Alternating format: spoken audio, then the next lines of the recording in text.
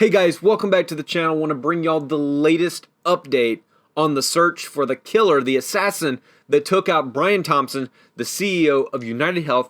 Y'all check out this latest update from Fox News. Fox News alert, the FBI stepping in to help with a nationwide manhunt for the suspected killer who gunned down the CEO of UnitedHealthcare. And now other companies are looking to step up protection for their leaders.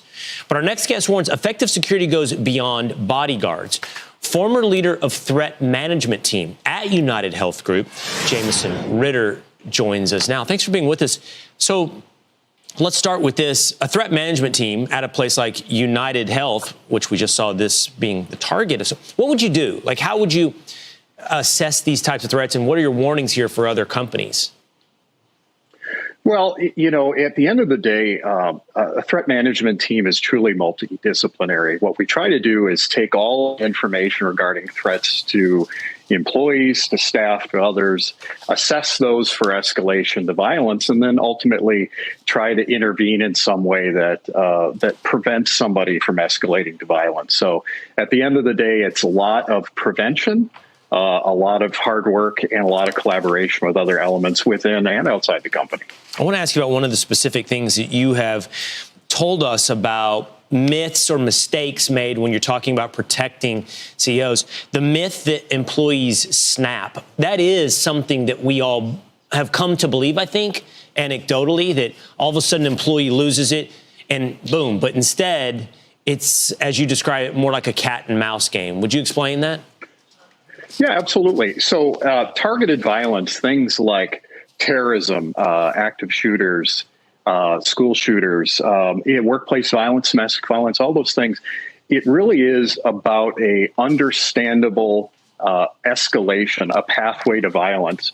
What we're looking at here is predatory violence or targeted violence, which is a deliberate decision to go from grievance to action through several understandable stages. And our job as security professionals are try to move that timeline further and further away from an action of violence. So we can observe things like planning, surveillance, communications, what we might call leakage, where people are on social media or talking to friends and family about their intent or their grievance. So we're really trying to pick a needle out of a haystack in a lot of ways and identify the one of potentially hundreds or thousands of people that might have the ability to go from having a very strong grievance to willing and able to act in violence. So, Jameson, I know that you may be somewhat read into this investigation, but I don't want to presume you know specifically about this instance just yet. I mean, you did work with UnitedHealth Group, but we're having a conversation, you and I, just now, in how you assess threats that come from internally. I believe that's the presumption underlying whether or not someone snaps or stalks you. But is there anything in this particular case right now that leads you down the path of we're having the right conversation, that this is about some threat that emerged internally? Or could it still be an external threat here that is this case when it comes to UnitedHealth? You know, it's hard to say at this early stage, but what I'd be willing to say is the threat management process of assessing these types of threats really can come from any direction. It can be external, can be internal. It can come from all sources. In a case like this, it's possible that this person may have communicated with others outside the company, within the company, through other methods. It's clear, at least from my perspective, that in many ways, this is a very strong case of a grievance move to action. So the things like what we've been hearing about the items written on the ammunition, the ability to do a surveillance, to be there early. All of these things are very deliberate, target predatory violence, predatory acts leading up to violence. Even I would suggest, I would presume, identifying Mr. Thompson suggests there is some familiarity and perhaps even a grievance here as the motivation. But we'll see. I have to see those plays out. Jameson Ritter, thanks for being with us this morning. Wow. All right, guys. So there you have it. So a lot of the evidence is pointing to the fact that this assassin had some kind of grievance and that maybe he acted alone. I know there's a lot of theories all over the internet right now about, did this guy act alone, or was he a paid assassin from a larger group?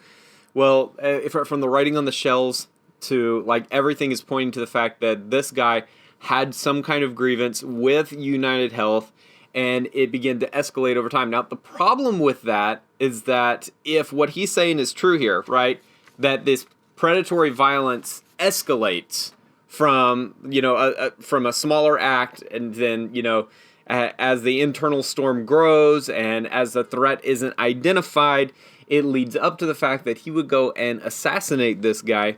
That brings me to the other side, that if this is the flow, then they should have been able to identify him. So was this a miscalculation on the security team that was supposed to protect the CEO?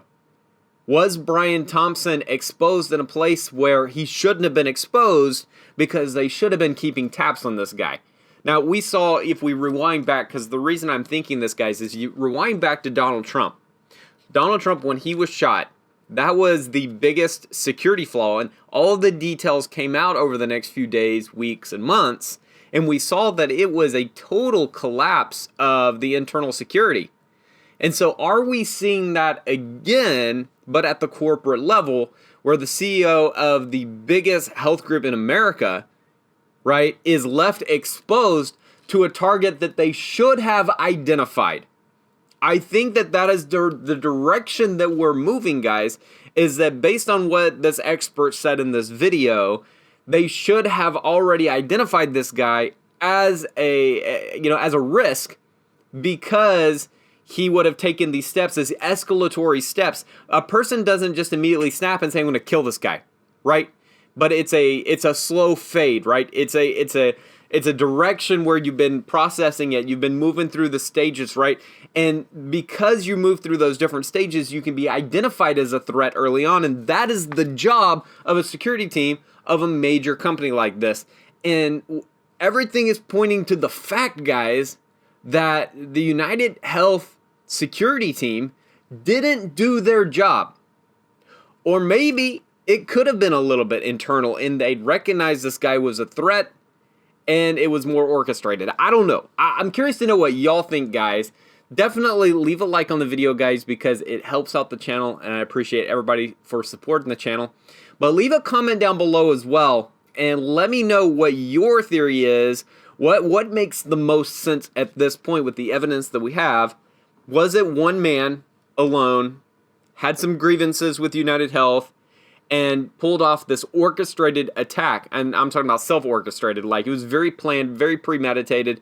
This guy was a pro, or was he in cahoots with the company, with rogue companies, and they knew this guy had a grievance, and they kind of left the door open for him so that he could go in and do this terrible act? So that's the big question right now, is did this guy act alone? And was there a security breach, equatable maybe to the security breach that happened with Donald Trump? Was it internal? Was it external? And guys, what I'm seeing is that all the other companies are stepping up their security and saying, guys, we can't let this continue to happen. And my question is, why does it take an act like this for a company to realize that they need to step up their security? Right? If you're a major company like United Health, you ought to be on top of this. If you're other companies, it shouldn't take an act like this for you to learn.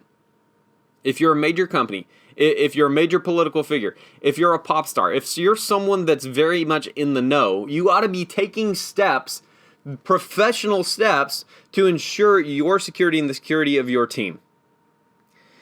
Anyway, guys, a lot of things are just coming out of the woodwork as we try to find this guy. I'm going to be right here on the channel on YouTube with all the updates. So be sure you subscribe, guys, giving you all the updates on this hunt for this guy, but also all political news, what's going on with Donald Trump, what's going on with the new administration as we move towards Inauguration Day. So anyway, guys, thanks for watching. I appreciate everyone. Appreciate just the whole team, guys, the whole family. Love all y'all. Leave a like, subscribe, and I'll see you again tomorrow with another video.